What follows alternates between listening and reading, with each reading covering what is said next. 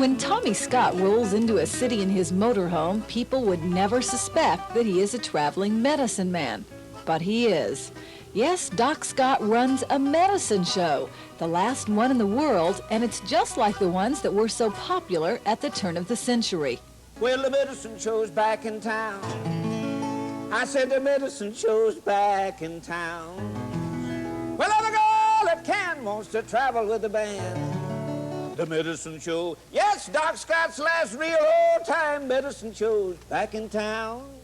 There's not much Tommy hasn't seen. He's been traveling around the country for the past 46 years. He got an early start as an entertainer when he ran away from home to join Doc Chamberlain's medicine show at the age of 15. I joined him in 1936 as a performer, and he hired me up, and I would do a little performing with the guitar, and he taught me to do the ventriloquial talking doll, and paid me $6 a week, and I slept in the wagon.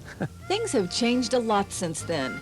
Originally, medicine shows were made up of 3 wagons, which served as stages for the show, homes for the entertainers, and transportation. Now, Tommy employs 100 people and has 6 motorhomes to travel in. Where the early medicine shows used to stay in a town for a whole week, Tommy's show can cover 350 towns a year. We usually move early in the morning and drive Army style. We have CB radios in each one of the units and a lead man and so on. And we usually get up and move about 7:30 to 8, move 50, 75 miles a day. Usually start in the south, the 1st of January, and work the southern states all the way across into California. Then start as the birds go north, the Tommy Scott Medicine Show goes north. And we travel crisscross across the United States, go into Canada, and for 27 years we've been going across Canada. We're up there about 2 months during the year, and we're in a different town every day. And there's been a lot of research on my show, and we're told that we have the distinction of having played more different towns than any show on earth. The key word is more different towns. A lot of acts work Vegas for 13 weeks, 26 weeks, and they're working every day, but not a different town. We're in a different town. Been doing it almost 50 years. And what kind of show does Tommy put on? Well, he says it's just like the ones everyone has heard about. He's tried to keep the spirit of the past. They'd come in once a year, put on the show, and sell the herbs, roots, barks, and berries, and that's the only entertainment most of those small towns got in those old days back.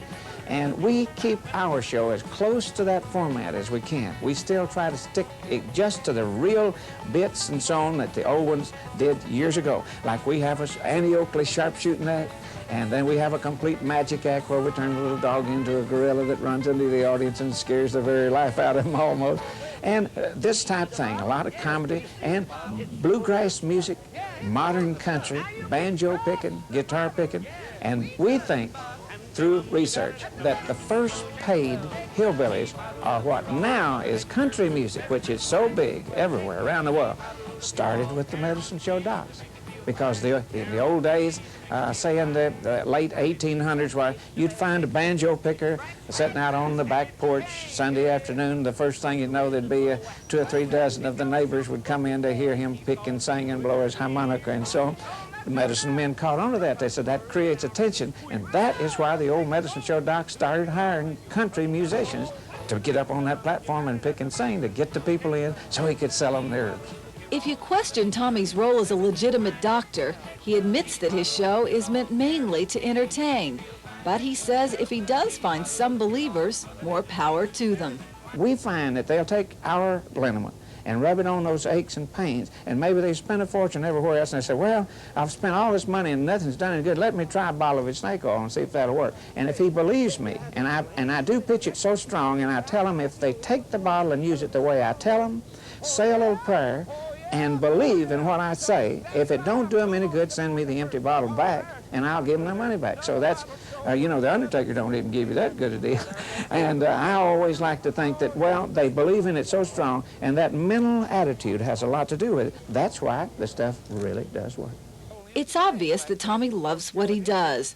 It's not just the only life he's ever known, it's the only life he's ever wanted.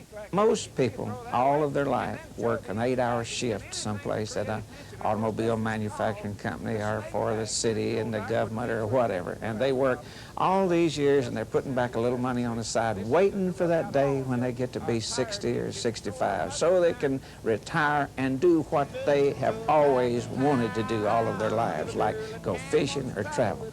Funny thing about it, for almost 50 years, I have been doing exactly what I'd rather do than anything else. That's travel from town to town, pitch and sell and entertain the people. So you know what? I guess I've been retired for over 50 years maybe, huh? Well, the medicine show's back in town.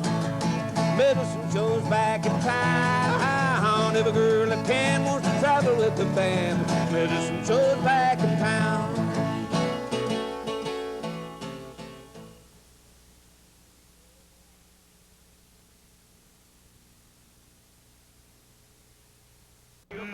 Guaranteed to make it feel fine.